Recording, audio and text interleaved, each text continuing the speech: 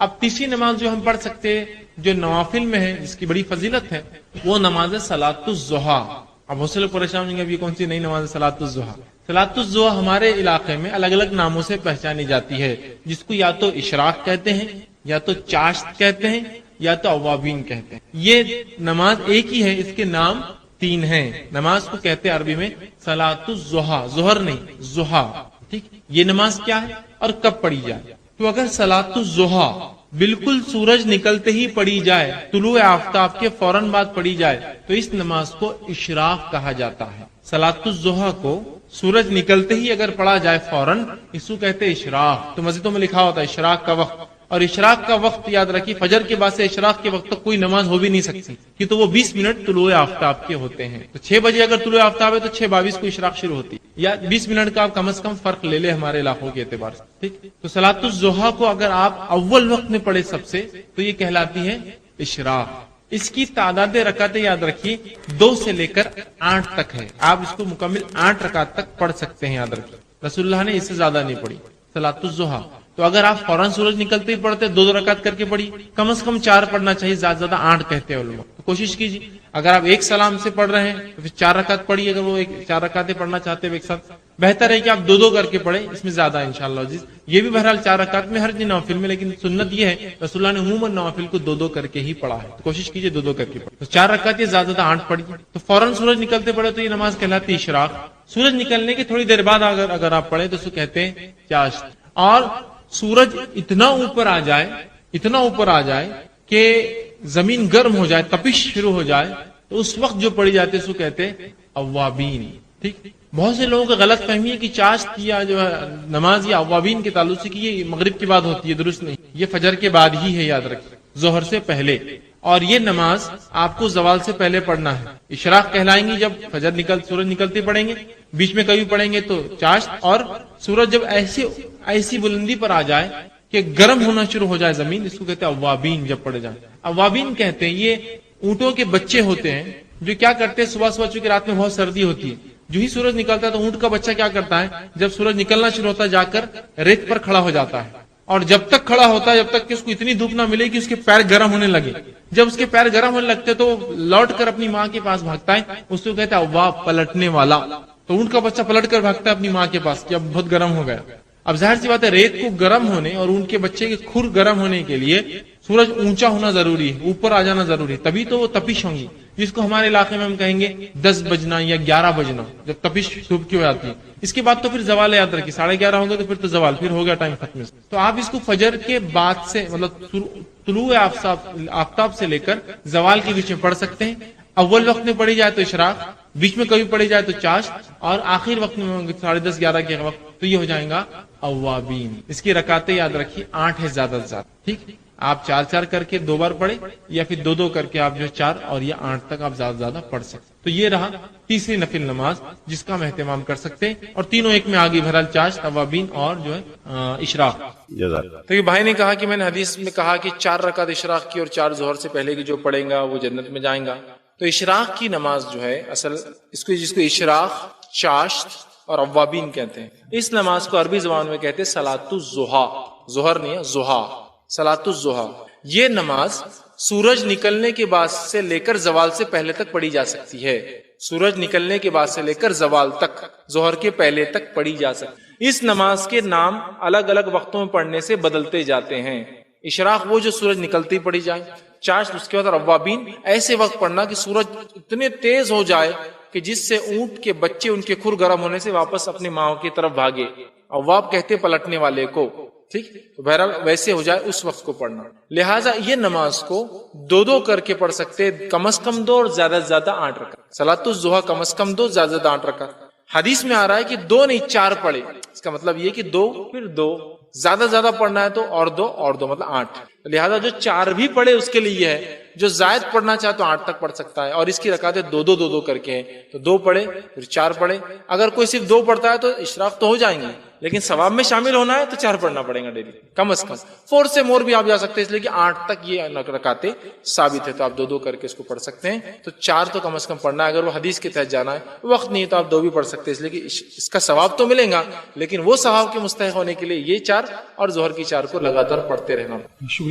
جس طرح سے پچھلی مرتبہ ہم نے نماز کے تعلق سے کچھ غلط فہمیاں اور اس کے بارے میں سجدہ سہو اور اس کے تمام چیزیں، اس کا طریقہ ہم نے دیکھا تھا، آج انشاءاللہ عزیز پھر ایک نماز سے متعلق ہی جو ہے کڑی رکھنے کی آپ کے سامنے کوشش کروں گا، اور انشاءاللہ عزیز نماز با جماعت، اس کی اہمیت، اس کی فرضیت اور واجبیت، اور اس کو چھوڑنے والوں کا کیا انجام ہوگا، اور کچھ اس کے تعلق سے انشاءاللہ عزیز مسائل رکھنے کی میں جو ہے کوشش کروں گا کہ نماز با جماعت کے لیے جاتے وقت کی کچھ باتیں، جانے کے بعد کی کچھ باتیں، تو یہ تمام باتیں انشاءاللہ مختصر سے اس وقت میں رکھنے کی کوشش کروں گا، تاکہ بہت سی مرتبہ لوگ اس عنوان سے متعلق سوال کرتے ہیں کہ 2 لوگ ہو تو جماعت کیسی ہوں گی، جماعت کے لیے جانے کا کیا معاملہ ہے، گھر میں پڑھ لے تو اس میں کیا مسئلہ ہو جائے گا، کچھ جگہ فجر کی نماز بہت تاخیر سے ہوتی ہے تو کیا ہم اپنے گھر میں جماعت بنا لے تو اس کا کیا مسئلہ ہوگا، اس طرح کی بہت ساری باتیں لوگ کہتے ہیں، اور امت مسلمہ کی اجتماعیت سے یہ سب باتوں کی بنیاد پر یا لا علمی کی بنیاد پر بہت ساری بار جو ہے ہم کٹ بھی جاتے ہیں اندر کی۔ تو آئیے کچھ باتیں آج آپ کے سامنے میں جو ہے جماعت جو ہے نماز جماعت سے پڑھنے کی جو فضیلت اور چھوڑنے کے نقصانات کیا ہو سکتے ہیں، یا کیسی وعیدیں اس کے تعلق سے وہ رکھنے کی جو ہے کوشش کروں گا۔ سب سے پہلی چیز تو یہ ہے کہ اسلام میں جتنے بھی فرائض ہیں، اگر آپ ان فرائض کو دیکھیں تو یہ باجماعت ہے۔ جیسا کہ توحید اگر چھوڑ دے، مطلب جو لوگ ایمان لاتے ہیں، شہادت دیتے ہیں، وہ ایک الگ مسئلہ ہوتا ہے، انفرادیت میں ہوتا ہے۔ اس کے علاوہ جتنے اعمال، نماز اجتماعیت میں ہوتی، ٹھیک، اسی طرح جو ہے روزہ اجتماعیت میں ہے۔ ایسا نہیں ہے کہ ایک جماعت یہ مہینے روزہ رکھے، اگلی جماعت وہ مہینے روزہ رکھے، اگلی جماعت یہ مہینے روزہ رکھے، تاکہ مختلف دنوں میں روزے چلتے رہیں، ایسا بھی نہیں۔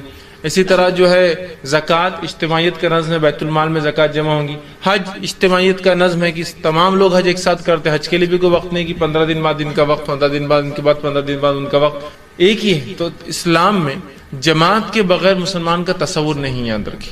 تو اسی طرح نماز جو کہ ارکان اسلام میں دوسرا رکن ہے، شہادت کے بعد دوسری اہم جو ہے عبادت ہے، فرائض میں سے دوسرا فریضہ ہے، اس کے تعلق سے بھی یاد رکھیں اسے اجتماعیت میں ہمیں کرنا ہے، انفرادیت میں نہیں کرنا ہے۔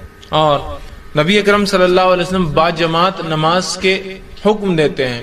اللہ رب العزت کئی مرتبہ قرآن میں ورکعوا مع الراکعین ایک جگہ کہا کہ رکوع کرو رکوع کرنے والوں کے ساتھ۔ تو ظاہر سی بات ہے رکوع کرنے والوں کے ساتھ رکوع کرو، مطلب رکوع نماز کے اندر ایک اس کا رکن ہے، جب نماز ہم پڑھتے ہیں تو رکوع کرو رکوع کرنے والوں کے ساتھ، مطلب اجتماعیت میں نظم ہوگا، ہے نا۔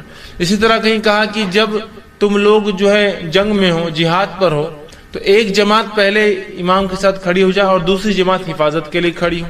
تو گویا میدان جنگ میں بھی ہے اور ایک ساتھ لوگ نہیں پڑھ سکتے ہیں، تو آدھے آدھے پڑھ رہے ہیں کہ ایک جماعت نماز میں لگی ہے، دوسری جماعت حفاظت میں لگی ہے نا۔ تو گویا آپ صلی اللہ علیہ وسلم کے حکم، قرآن کے احکامات سے یہی پتہ چلتا ہے کہ ہمیں یہ چیز بھی اجتماعیت میں کرنا ہے۔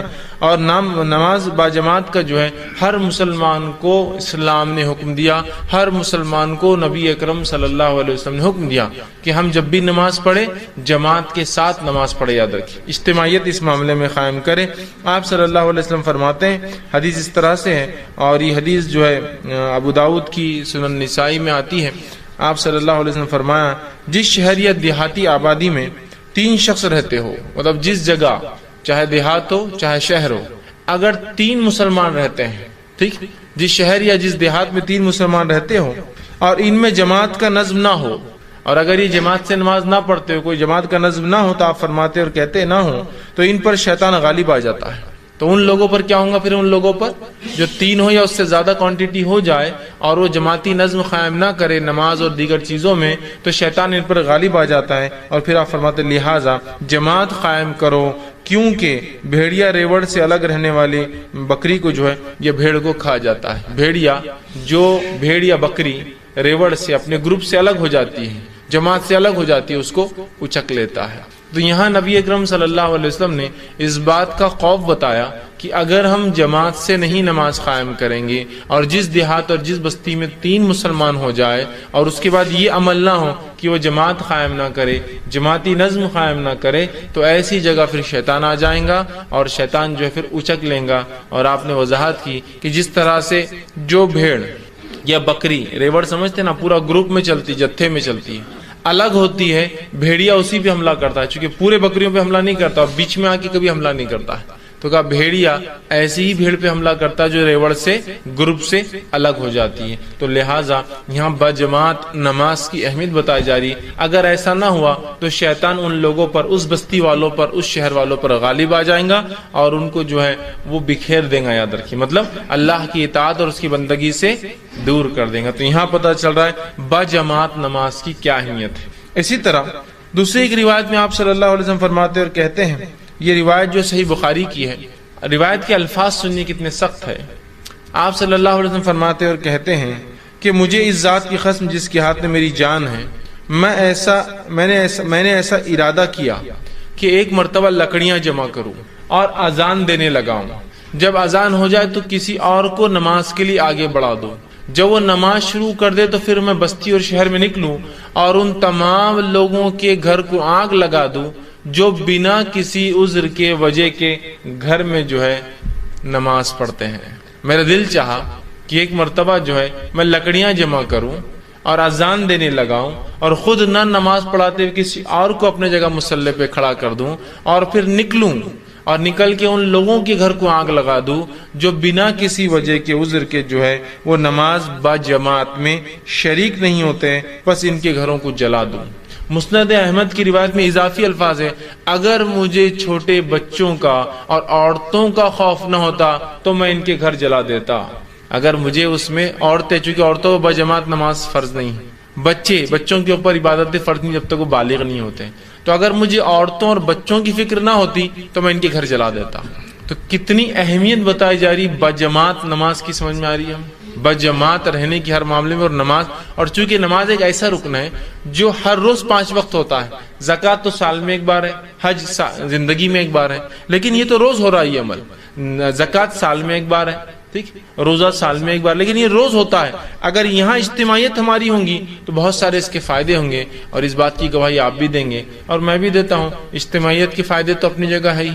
اجتماعیت میں رہنا، لوگوں کے ساتھ رہنے کے بہت سے بینیفٹس ہے، یاد رکھیں، ٹھیک. اور یہاں شریعت کا حکم بھی ہے. تو کتنا اہم حکم ہے کہ گھر جلا دینا. اسی سے علماء لکھتے ہیں کہ نماز با جماعت یہ واجب اور فرض ہے. یاد رکھیں، با جماعت پڑھنا واجب اور فرض ہے، سوائے شرعی عذر کے، سوائے مجبوریوں کے، سوائے مسجد نہ ہو کسی علاقے میں، مسلمان ہے لیکن مسجد نہیں ہے، سوائے اس کے کہ آپ کی صحت ساتھ نہ دے، حالات ساتھ نہ دے، یہ ایک الگ چیز ہے، یہ عذر ہے، مجبوریاں ہیں، ایکسیپشنل کیسز ہیں، ٹھیک.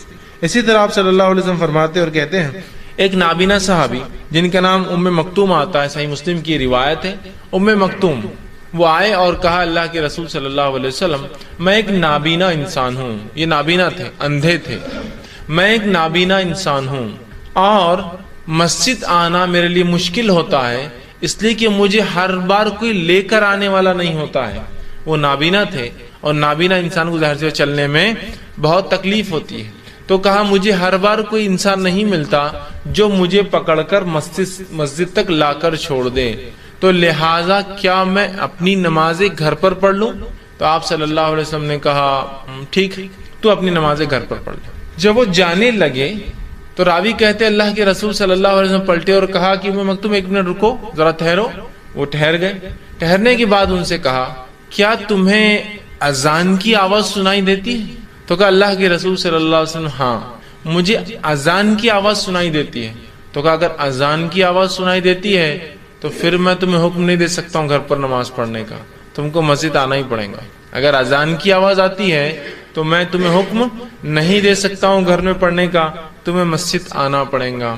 تو اندازہ لگائیے نماز با جماعت کی کیا اہمیت ہے کہ ایک نابینا بھی اس سے ایکسیپشنل نہیں ہے، جس کو کتنا بڑا عذر ہوتا ہے دکھتا ہی نہیں.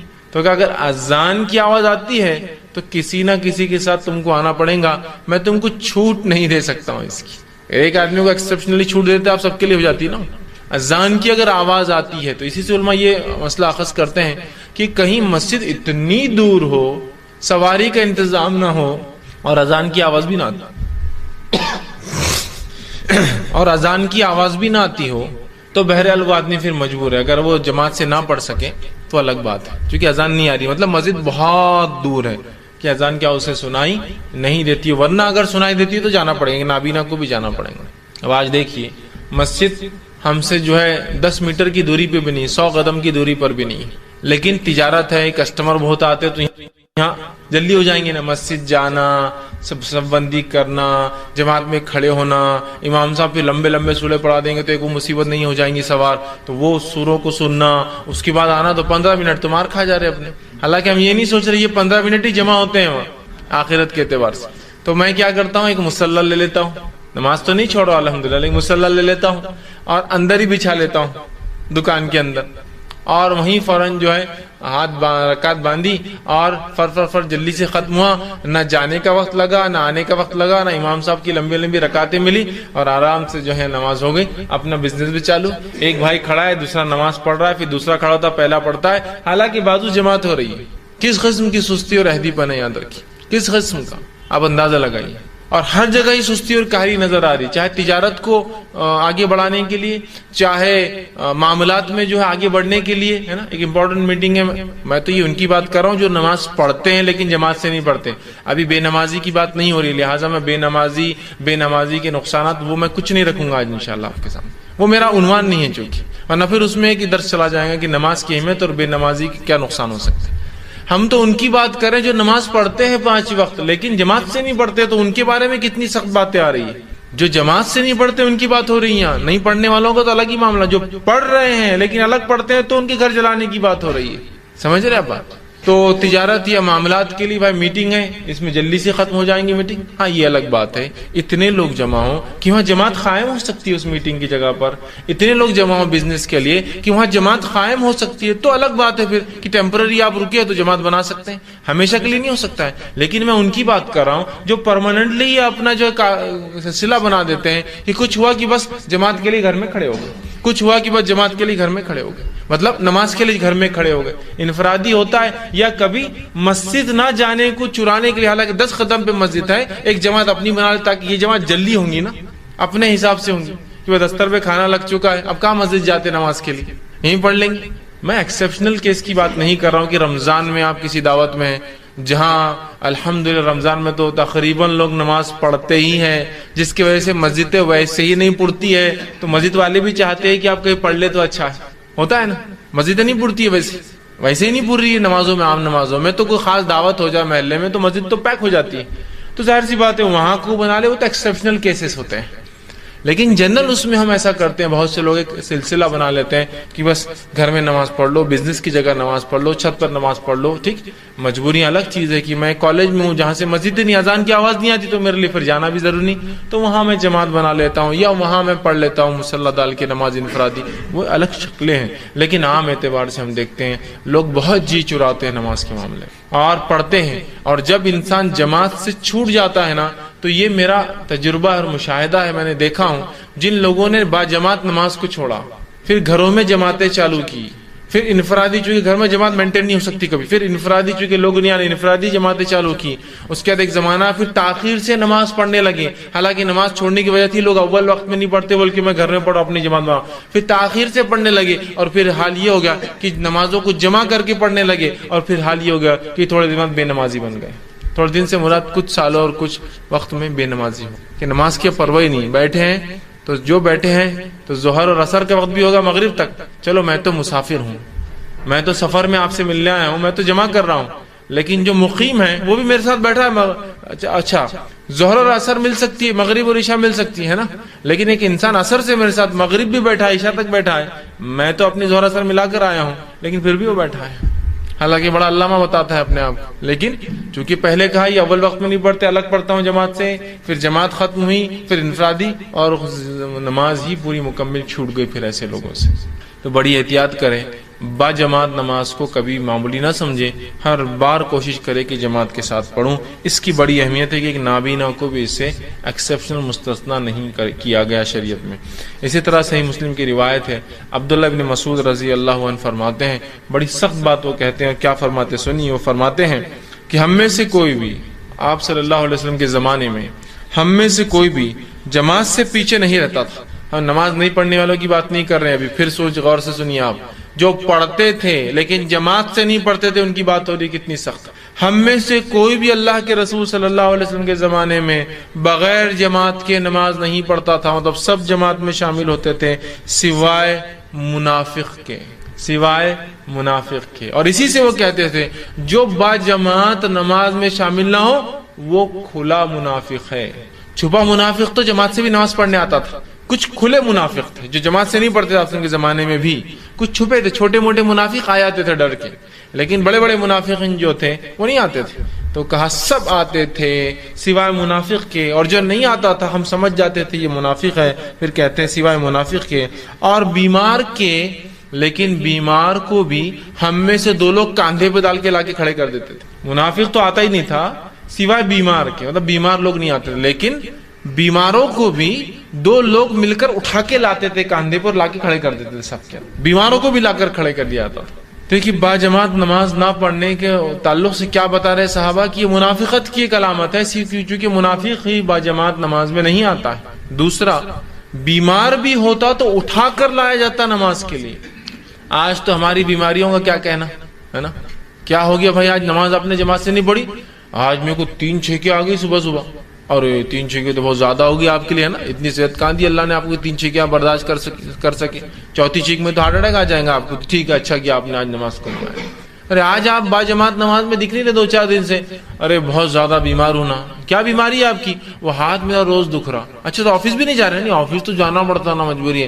اچھا پھر آپ اسکول کالج میں؟ نہیں, وہ اس کے بغیر تھوڑی چلتا. اچھا پھر آپ دن بھر گھر میں؟ نہیں, صرف نماز کی حد تک نہیں آ رہا ہوں میں, اس لیے کہ وہ پوری تکلیف درد دکھ نماز کے ٹائم ہی ظاہر ہوتا ہے, دینی کوئی کام کے ٹائم ہی ظاہر ہوتا ہے نا.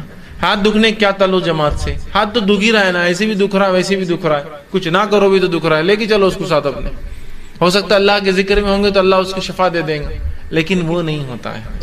اللہ کے رسول صلی اللہ علیہ وسلم کے تعلق سے آتا ہے آپ کی وفات سے کچھ دن قبل آپ نے چلنا پھرنا بند کر دیا تھا. آپ چل پھر نہیں پا رہے تھے, خود سے اٹھ نہیں پا رہے تھے, بلکہ آپ نے جب نماز کے لیے ارادہ کیا 2 دن پہلے یا 3 دن پہلے, روایتوں مختلف الفاظ ارادہ کیا, تو آپ کھڑے ہو کر گر جاتے تھے. مطلب اتنی طاقت نہیں تھی قدموں میں کہ چل سکے, آپ گر جاتے تھے. روایت میں کہ آپ اٹھے, وضو کیا, کھڑے ہوئے اور گر گئے.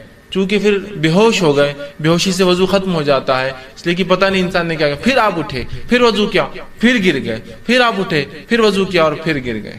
یہ کیفیت تھی آپ کی, اتنی کمزوری تھی. اس میں آتا ہے کہ اللہ کے رسول اتنی کمزوری میں بھی ہم 2 صحابہ کو بلاتے اور دونوں کے کاندھوں پر ہاتھ رکھتے.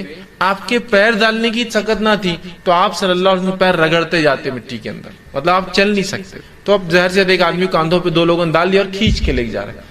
ویسے آتے تھے اور آپ نے ہمیں کچھ دن بیٹھ کر نماز پڑھائی, پھر لیٹ کر نماز پڑھائی, اور پھر ابوبکر صدیق نماز پڑھاتے تھے اور آپ سے پیچھے لیٹتے تھے, چھوڑی نہیں لیکن لیٹ کر پڑھی. اسے پتا چلا مسجدوں میں ایسا نظم ہونا چاہیے کہ جہاں مصلی بیمار بھی آئے تو لیٹنے کا پروویژن بھی ہو کہ وہ نماز پڑھ سکے, بیٹھنے کا بھی ہو کہ وہ پڑھ سکے. یاد رکھیے, ٹھیک ہے؟ تو اس بات کو سمجھنا ہے ہمیں. یاد رکھیں کتنی اہم بات ہے کہ بیمار ہے, نبی ہے, چاہتے تو شرعی عذر بتا سکتے تھے, چاہتے تو اللہ چھوٹ دے دیتا, چاہتا تو اللہ معاف کر دیتا, پھر بھی آ رہے امت کو سکھانے کے لیے کہ نماز با جماعت کی بڑی اہمیت. لیکن ہماری بیماریوں کو میں نے کہا نا, کیا کہنا, بہت بڑی بڑی بیماریاں ہو جاتی ہیں. ہم کو چھینک آنا بہت بڑی بیماری ہے, تھوڑی کھانسی کی بیماری ہے, تھوڑا سا آنکھ گرم ہو گیا, تھوڑا سا آنکھ گرم ہو گیا تو فوراً گھر والوں نے بولا نماز کو مت جاؤ. ٹھیک ہے امی نماز کو نہیں جاتی, ٹھیک ہے ابا نماز کو نہیں جاتے. باقی اگر امی ابا بولے بیٹے تھیٹر مت جاؤ, تو نہیں, تھیٹر جاؤں گا تو میں ساتھ رہوں گا اچھے سے, نہیں تو بہت تنگ کروں گا تم کو.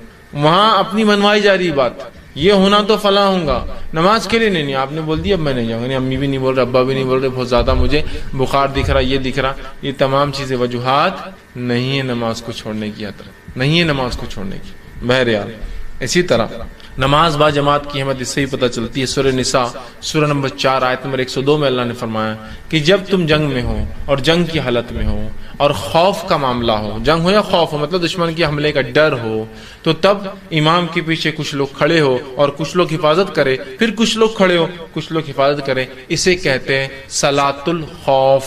خوف دشمن کے حملے کا ڈر یا جنگ کے میدان میں نماز پڑھنا جب دشمن حملہ کر سکتا ہے. تو تب نماز کا طریقہ یہ کہ ہاف جماعت لڑیں گی جو مسلمانوں کی ہے, آدھی امام کے پیچھے آئیں گی, یا جو بھی امام طے کرتا ہے جو بیسٹ پاسبل اسٹریٹجی ہو سکتی ہے پیچھے آئیں گی. ایک شخص نماز وانے اور آپ صلی اللہ علیہ وسلم صلاۃ الخوف پڑھی, آپ نے پڑھ کر بتایا صلاۃ الخوف کیا ہوتی ہے اور کیسے ہوتی ہے. تو امام کھڑے ہوتے، اللہ کے رسول کھڑے ہوئے ایک مرتبہ نماز کے لیے، آدھے صحابہ پیچھے آئے، ٹھیک، آدھے صحابہ پیچھے آئے، اس کے بعد 2 رکعت کے بعد سلام پھیر کر چلے گئے، پھر آدھے اس کے بعد آئے، رسول اللہ کنٹینیو کر رہے اپنی، آپ نے 4 پڑھی، صحابہ نے 2، اور اس کے بعد کی جماعت نے 2 رکعت پڑھ کے اپنے گئے. سمجھ رہا بات؟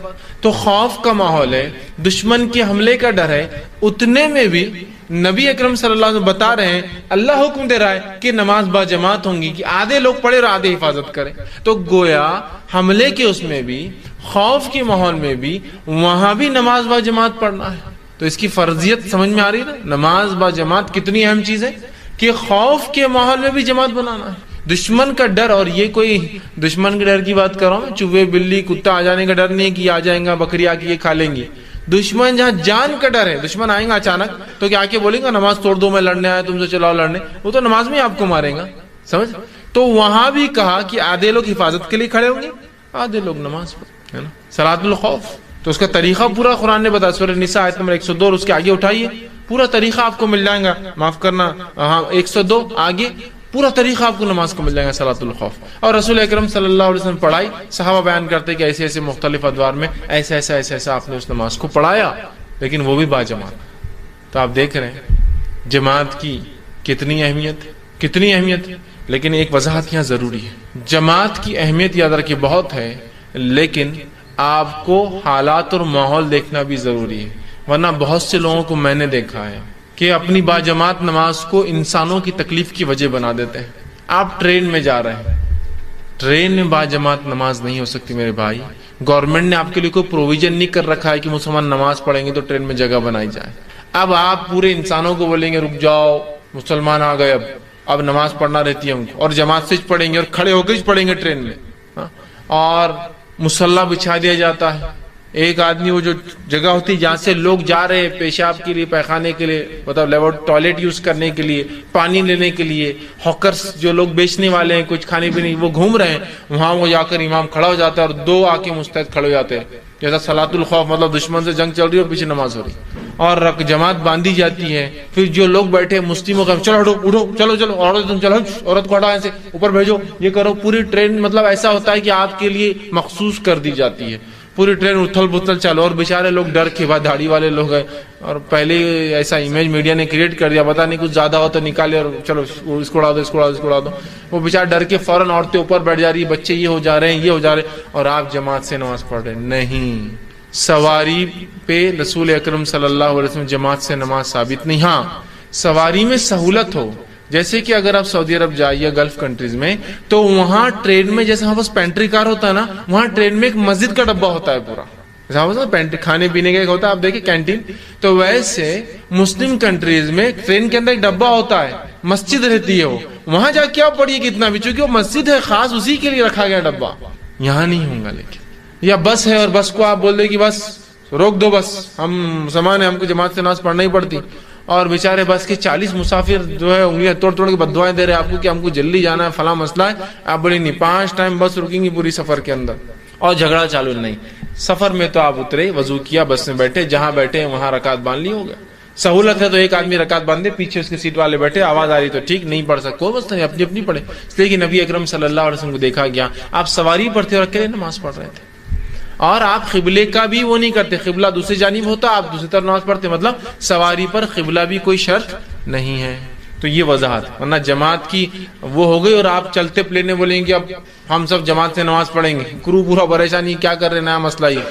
حالانکہ سعودی ایئر لائنس میں ایک پروویژن ہوتا ہے جہاں نماز کا، اور اتنی جگہ وہ خاص رکھتے ہیں جہاں وہ بھی ان کے کرو کے لوگ بھی پڑھتے ہیں، کیپٹن بھی آتا ہے پڑھتا ہے، اور دوسرے لوگ بھی پڑھتے ہیں، ڈائریکشن بھی کنٹینیو قبلے کا دیتے رہتے. کہاں ہے وہ ایک الگ شکل ہے. لیکن آپ کوئی بھی فلائٹ میں یہاں بیٹھ کر پڑھیے، سہولت نہیں ہے نا، اور کھڑنا رسک بھی ہوتا ہے. نہیں اب با جماعت نماز تو پلین میں بھی ہوں گی، اور تاکہ اللہ کے پاس گواہی رکھ، ہوا میں بھی ہم جو ہے جماعت سے پڑھ رہے تھے نماز، اور لوگ ضد کرتے ہیں، لوگ پریشان ہو جاتے ہیں، سب کو تکلیف ہوتی ہے، اور ایک عجیب منظر کھنچ جاتا ہے کہ کیسا عجیب سخت قسم کا دین ہے جو ان کو سہولت نہیں دیتا ہے. عام حالت میں، سہولتوں میں با جماعت نماز فرض ہے.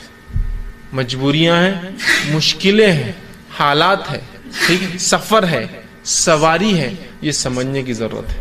کہ ایک واقعہ اس سے پہلے میں نے سنایا تھا، آپ لوگوں نے سنا ہوگا، ایک میں نے دیکھا تھا کہ کچھ لوگوں نے جماعت سے نماز کھڑی کر دی ٹرین کے اندر. حالت یہ ہوئی کہ ایک عورت جو سفر میں تھی، اس کے پاس اتنی سہولت نہ تھی کہ اپنے بچے کو ڈائپر پہنا سکے، اس کے بچے نے پیخانہ کر دیا، اور ہماری نماز تو ختم ہو رہی نہیں، باجماعت پڑھے نا، پوری ٹرین بلاک. وہ بیچاری بیٹھی، کیا تصور اس نے اسلام کا لیا ہوگا.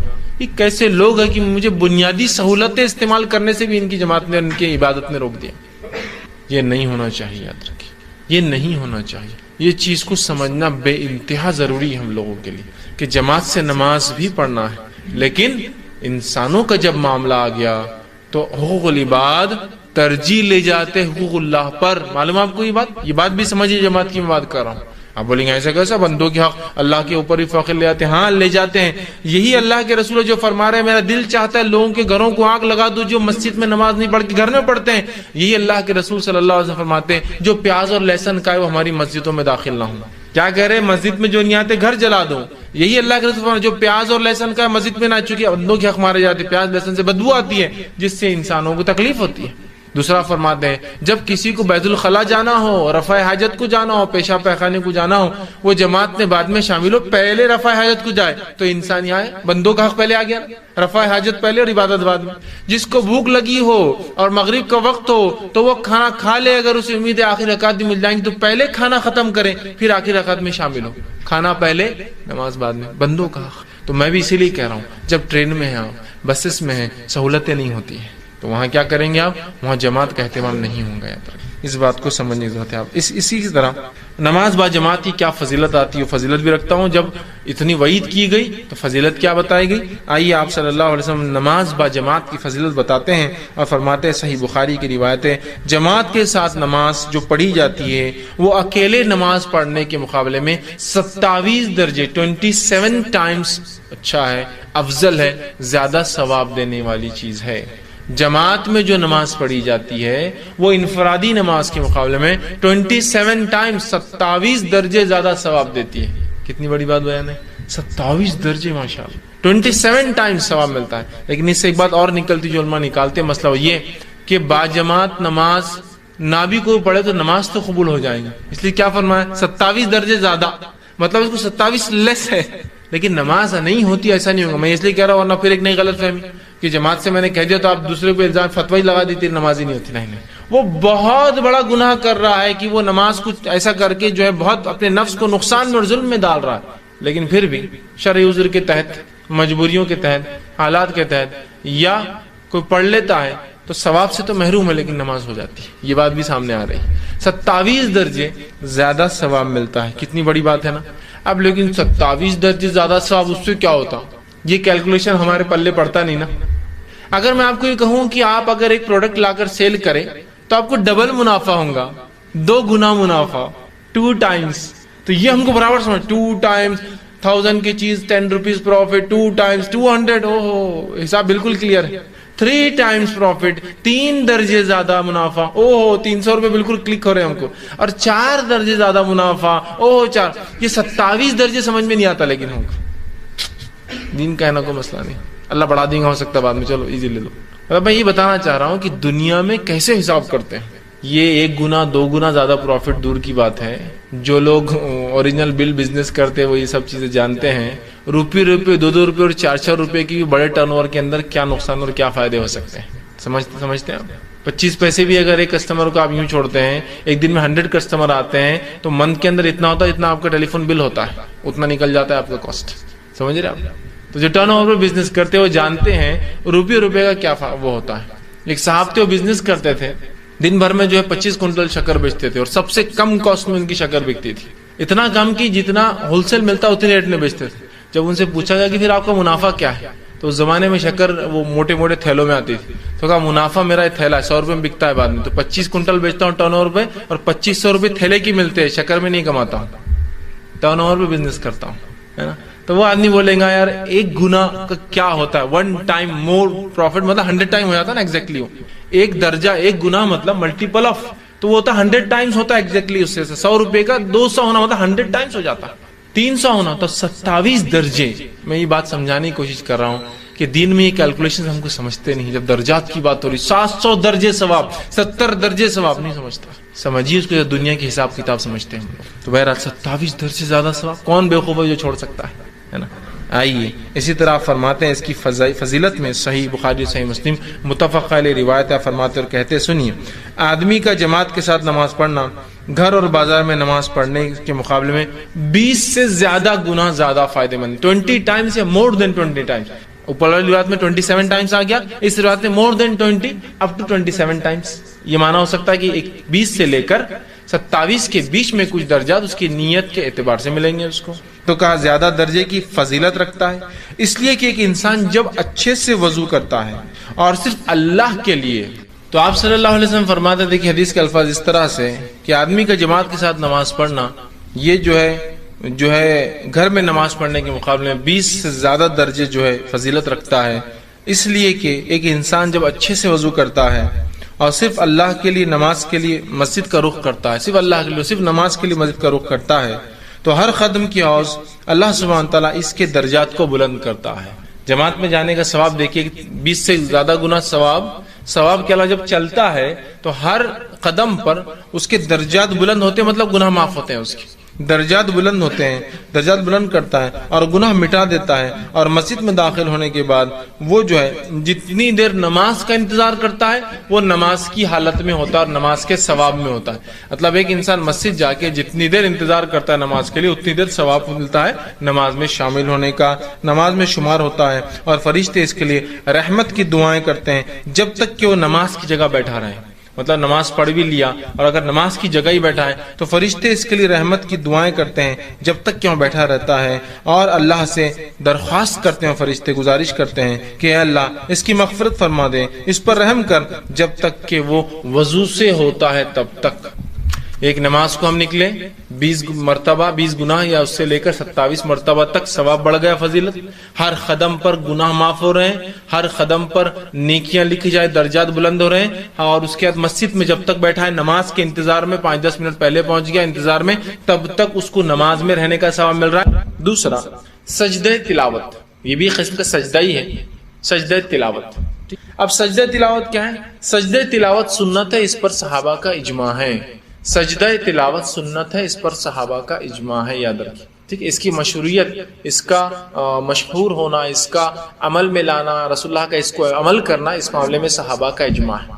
اس معاملے میں کچھ اختلاف پایا جاتا ہے کہ واجب ہے یا سنت ہے, ضروری ہے یا سنت ہے. تو اس معاملے میں صحیح قول اور صحیح رائے ہے سجدہ تلاوت کا کرنا سنت ہے, واجب نہیں ہے. یاد رکھیں سجدہ تلاوت کا کرنا سنت ہے, واجب نہیں ہے. انشاءاللہ میں آپ کے سامنے کچھ واقعات اور کچھ حالات رکھنے کی جو ہے صحابہ کے اقوال وہ رکھنے کی کوشش کرتا ہوں. آئیے سب سے پہلی چیز جو ہے صحیح بخاری کی روایت ہے, آپ صلی اللہ علیہ وسلم فرما کہا میں نے, بلکہ جو ہے یزید بن ثابت رضی اللہ عنہ فرماتے ہیں میں نے اللہ کے رسول صلی اللہ علیہ وسلم کو دیکھا کہ آپ نے سورہ نجم کی تلاوت کی اور آپ نے اس میں کوئی سجدہ نہیں کیا. مطلب آپ نے سورہ نجم کی تلاوت کی اور اس میں آپ نے کوئی سجدہ نہیں کیا, حالانکہ سورہ نجم میں ایک سجدہ آتا ہے. اسے پتا چلا کہ سجدہ تلاوت یہ سنت ہے, واجب نہیں. اگر واجب ہوتا تو وہ صحابی کو اللہ کے رسول کرواتے, وہ کہتے میں نے پڑھا اور مجھے سجدہ تلاوت آپ نے نہیں دیا اس کے کرنے, جبکہ ہم جانتے ہیں سورہ نجم میں ایک سجدہ آتا ہے. اسی طرح عمر ابن خطاب رضی اللہ عنہ نے ایک بار جمعے کا خطبہ دیا, صحیح بخاری کی روایت ہے, جمعے کا خطبہ دیا. جمعے کے خطبے کے اندر آپ نے جو ہے سجدے کی آیت تلاوت کی, اس کے بعد سجدہ کیا, سجدے کے بعد آپ نے خطبہ کنٹینیو کیا. دوسرے جمعہ آپ نے پھر وہی سورت پڑھی, سجدے کی آیت پڑھی اور سجدہ نہیں کیا, اور سجدہ نہیں کرنے کے بعد یہ کہا اور فرمایا یقیناً ہمیں ان سجدوں کا حکم نہیں دیا گیا, لہٰذا جو شخص سجدہ کرنا چاہے کرے اور جو نہ کرنا چاہے اس پر کوئی گناہ نہیں. حضرت عمر نے نماز خطبے میں ایک آیت تلاوت کی جو سجدہ تھا جس میں سجدہ کیا, اگلے جمعہ وہی آیت تلاوت کی, سجدہ نہیں کیا اور کہا ہمیں سجدہ کرنے کا حکم نہیں دیا گیا تھا, مطلب یہ سنت ہے, واجب نہیں. تو لہذا جو کرے بہت اچھی بات ہے, جو نہ کرے اس پر کوئی گناہ نہیں. لیکن میں یہ کہوں گا کرنا چاہیے, یہ مستحب اور پسندیدہ عمل ہے, رسول اللہ نے کیا, کرنا چاہیے لیکن واجب نہیں. دونوں باتیں آپ سمجھ رہے ہیں ایک ساتھ, کوئی گناہگار نہیں ہوگا اگر نہیں کرتا ہے تو, لیکن کرنا چاہیے. رسول اللہ نے نماز میں بھی کیا سجدہ تلاوت، نماز کے باہر بھی کیا. تو نماز میں بھی کیا جا سکتا ہے، نماز کے باہر بھی کیا جا سکتا ہے. کرنا چاہیے لیکن واجب اور فرض نہیں ہے، یاد رکھیں. ٹھیک، اسی طرح جو ہے اس کو کرنا کیوں چاہیے، اس کے تعلق سے جو بات ملتی ہو تو یہ کہ رسول اللہ نے ہمیشہ کیا تو یہ افضل ہوا. دوسری بات جو ملتی ہے ہم کو وہ یہ ہے جو سجدہ تلاوت کرنے کا جو فائدہ ہے جس کی وجہ سے میں کہہ رہا ہوں کرنا چاہیے، وہ صحیح مسلم کی حدیث آپ نے فرما دی. کتنی اچھی بات ہے. جب ابن آدم کسی سجدے کی آیت پر تلاوت کرتے وقت سجدہ کرتا ہے اور پھر سجدہ کرتا ہے تو شیطان کہتا ہے مجھے سجدے کا حکم ہوا، میں نے نہیں کیا. ابن آدم کو سجدے کا حکم ہوتا ہے، یہ سجدہ کر رہا ہے جس کی وجہ سے ایسی جنت میں جائیں گا، اور مجھے سجدے کا حکم ہوا تھا، میں نے انکار کیا جس کی وجہ سے میں آگ میں جاؤں گا. تو ایک تو موقعہ مطلب جو ہے ایک مستحب عمل ہے، اور دوسرا شیطان کو رسوا کرنے والا عمل ہے نا. شیطان رسوا ہوتا ہے کہ مجھے حکم ہوا تھا، میں نہیں کر پایا سجدہ، میں نے نہیں کیا. ابن آدم کو حکم ہوا، اس نے کیا، وہ جنت میں جائیں گا. مجھے حکم ہوا، میں نے نہیں کیا، میں آگ میں جاؤں گا. تو اس وجہ سے کرنا چاہیے لیکن پھر بھی واجب نہیں ہے. ورنہ بہت سے لوگ سجدے تلاوت کا کفارہ پوچھنے آتے ہیں، نہیں کیے تو کیا ہے، واجب نہیں ہے. ٹھیک ہے، یہ لیکن مستحب ہے، بہت اچھا عمل. اسی طرح جو ہے سجدے تلاوت جو ہے ان کی جو ہے تعداد کے تعلق سے یاد رکھیے، سجدے تلاوت ایک ہی ہوتا ہے، ایک ہی ہوتا ہے سجدے تلاوت، ایک سجدہ ہوتا ہے. تعداد ایسا دو نہیں، جیسا ہم لوگ نماز میں کرتے دو ہوتے ہیں. اب آپ تہجد کے لیے اٹھ رہے ہیں، رات میں اٹھنے میں ایک اٹھنا یہ بھی ہے کہ انسان تہجد کے لیے اٹھے، اور یہ بڑی افضل عبادت ہے. یہ نفل نمازوں میں سب سے افضل نماز ہے، یہ نفل عبادتوں میں سب سے افضل عبادت ہے تہجد، سب سے افضل. فرض کے بعد اگر کوئی عبادت سب سے افضل ہے نفل میں تو وہ تہجد کا اٹھنا اور مسلسل اٹھنا اور ہمیشہ پڑھنا. اور سلف صالحین کے نزدیک یہی اصول تھا کسی کے نیک اور متقی ہونے کا. یاد رکھیے 5 وقتہ نماز ہی نہیں، آج تو 5 وقتہ نہیں ہمارے پاس. بھائی ایک بار نماز کو جاتا مغرب کی، بہت اچھا لڑکا ہے یار، ایک بار نماز کو جاتا. کوئی 2 بار جا رہا تو سبحان اللہ یار، 2 بار جاتا کیا بڑی بات ہے. کوئی 3 بار جا رہا تو الحمدللہ، اس سے بڑا کیا ہو سکتا ہے. بھائی تمہارا داماد 3 بار نماز کو جاتا، فرشتہ مل گیا تم کو تو ٹھیک ہے، بولتا ہاں بہت بڑا فرشتہ مل گیا، ہمارا تو ایک بھی نہیں جاتا. ٹھیک، اس کے بعد کوئی 4 نمازیں پڑھ لے تو پھر تو سبحان اللہ کو بات ہی نہیں، ظہر اثر مغرب عشاء، اس سے بڑا آدمی نہیں ہو سکتا. اور اگر کوئی فجر پڑھتا ہے تو اللہ کا ولی پیدا ہو گیا آپ کے پاس، اس سے بڑا تو ولی نہیں ہے ہم کو. فجر کہ تو 4000 کے محلے کی آبادی میں جہاں 4-5 مسجدیں، اس میں سے ایک اس میں 10-10 12 لوگ ہوتے ہیں، تو اس حساب سے ایک مسجد کے اندر مشکل سے 100 لوگ ہوتے ہیں. 4000 کی آبادی والا مسلم علاقہ، 2000 تو مرد ہوں گے اس کے اندر، لیکن 40 لوگ ہوتے ہیں مسجدوں میں. تو اس کے حساب سے تو بہت بڑا ولی ہے نا، وہ ولی پیدا ہو گیا آپ کو. ٹھیک، تو اگر فجر ہو رہی ہے تو پھر تو ولی پیدا ہو گیا. ہمارے پاس یہ اصول ہے. صحابہ کے پاس، سلف صالحین کے پاس یہ اصول نہیں تھا. وہ کسی کی فرائض نہیں، فرائض تو واجب ہے، ضروری ہے تجھ پر کرنا. وہ کیا کرتے تھے، نوافل لکھتے تھے، اور نوافل میں سب سے پہلے جو تہجد پڑھتا ان کے نزدیک وہ متقی تھا. اس کے تعلق سے ایک روایت آتی ہے، امام احمد بن حنبل رحمہ اللہ کے پاس امام شافعی رحمہ اللہ کا گزر ہوا. جب ان سے ملاقات ہوئی تو امام شافعی پہلے مرحلے میں تو ان کے استاد تھے. امام احمد جو تھے یہ جب سیکھ رہے تھے تو اس دور میں امام شافعی سے انہوں نے فن حدیث سیکھا، علم سیکھا حدیث کا.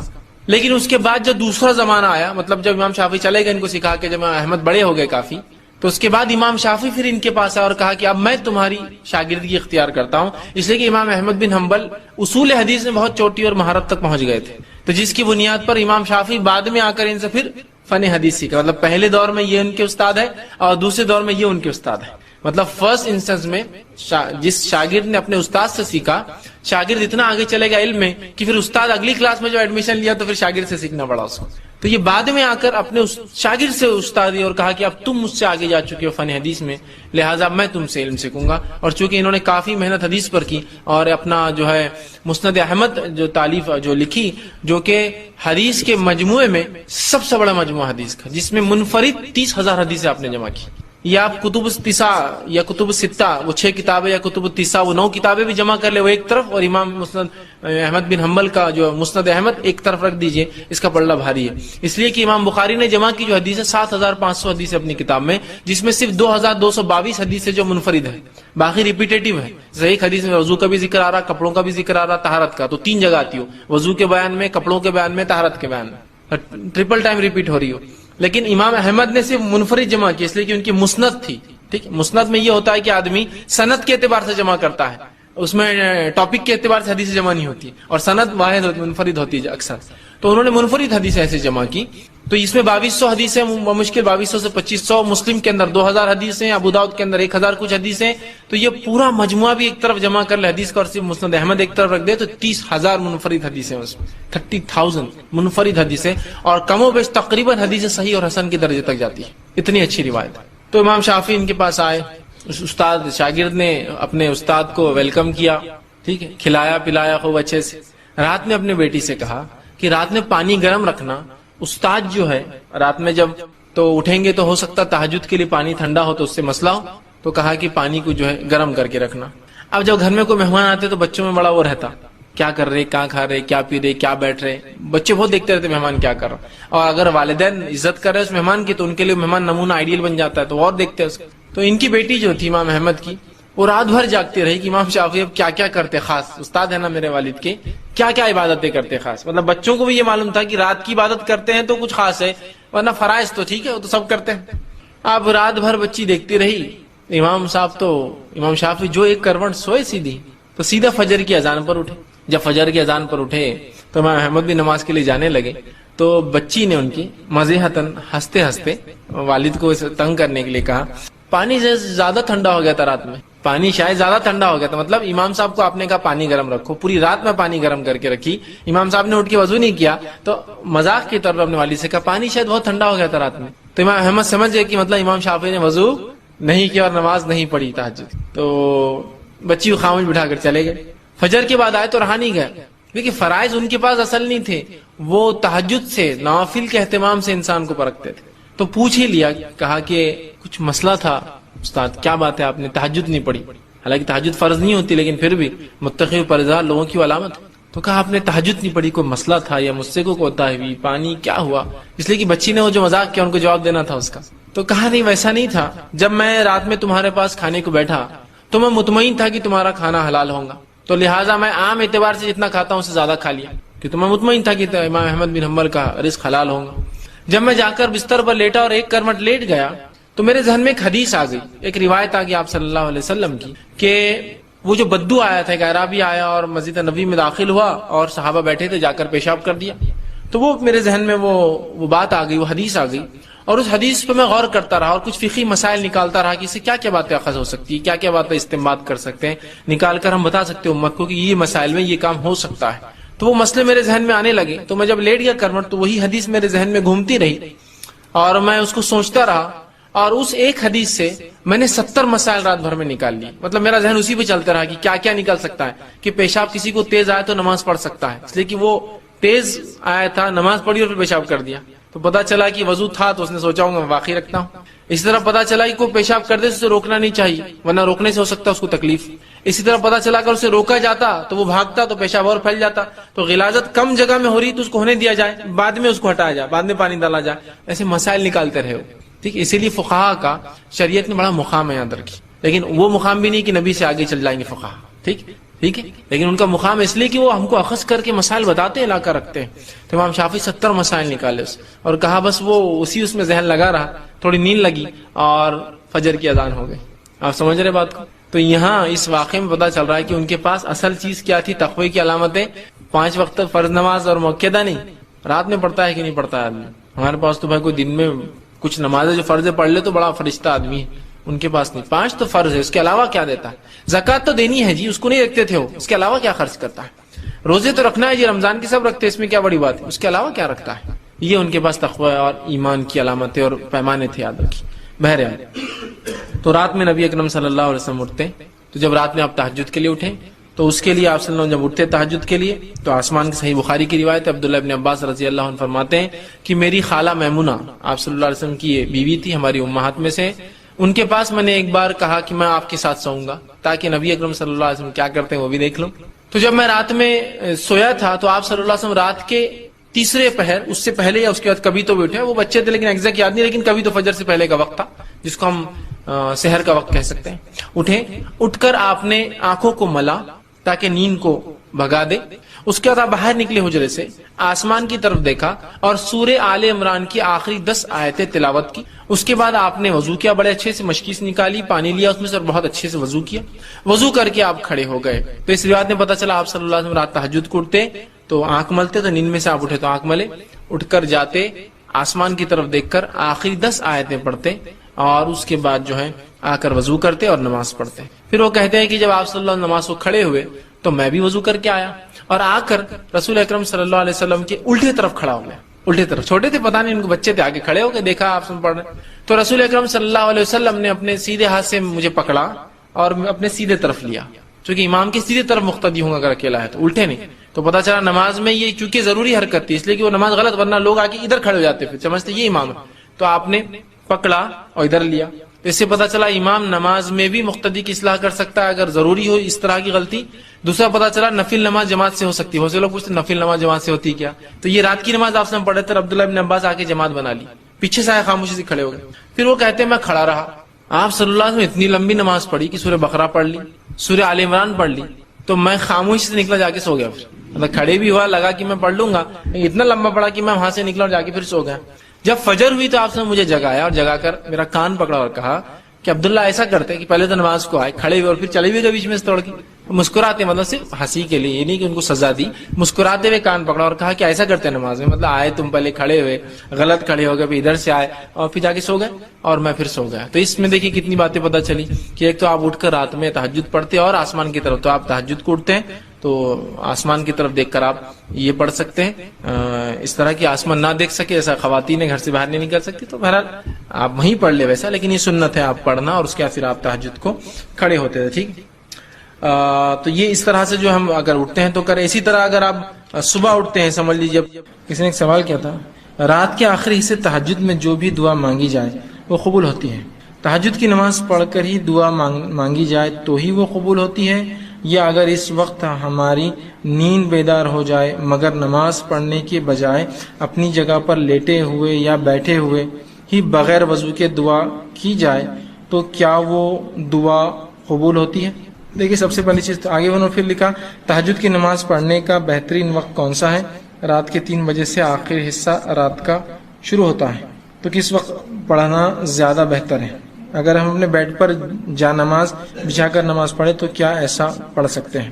دیکھیے سب سے پہلی چیز تو یہ کہ جو رات کے تیسرے آخری پہر میں جو فضیلت ہے, جو صحیح مسلم کی روایت ہے, عموماً ہم رمضان میں سنتے ہیں لیکن یہ سال بھر کے لیے. حدیث کیا ہے؟ آپ سے فرماتے ہیں رات کے آخری پہر میں, آخری حصے میں اللہ رب العزت پہلے آسمان میں, آسمانی دنیا پر آ جاتا ہے اور ایک ندا, ایک آواز لگاتا ہے, کوئی مغفرت کا طلب کرنے والا, میں مغفرت دینے بیٹھا ہوں. اللہ اس کو حکم دیتا. پھر ایک آواز آتی ہے, کوئی مانگنے والا مجھ سے, میں دینے کے لیے بیٹھا ہوں. ہر روز, رمضان میں خاص نہیں, ہر روز رات کے آخری پہر میں اللہ رب العزت دنیاوی آسمان پہ آ جاتا ہے. کیسے کیا واللہ عالم, بس آ جاتا ہے بس, اور ایک آواز لگاتا ہے, اللہ حکم دیتا, لگاؤ آواز, ہے کوئی مانگنے والا, میں دینے بیٹھا ہوں, ہے کوئی مغفرت طلب کرنے والا, میں مغفرت دینے بیٹھا ہوں اس وقت. ٹھیک ہے, اب نبی اکرم صلی اللہ علیہ وسلم اس وقت کا فائدہ کیسا اٹھا وہ دیکھنا پڑے گا ہم کو. طریقہ مانگنے کا, آپ صلی اللہ علیہ وسلم نماز پڑھتے تھے. اب یہ الگ بات ہے کہ آپ رات میں اٹھ جائیں, چونکہ جو کاغذ پر آتے میں خواتین کے سوال سمجھتا ہوں تو ان کے حساب جواب دیتا ہوں.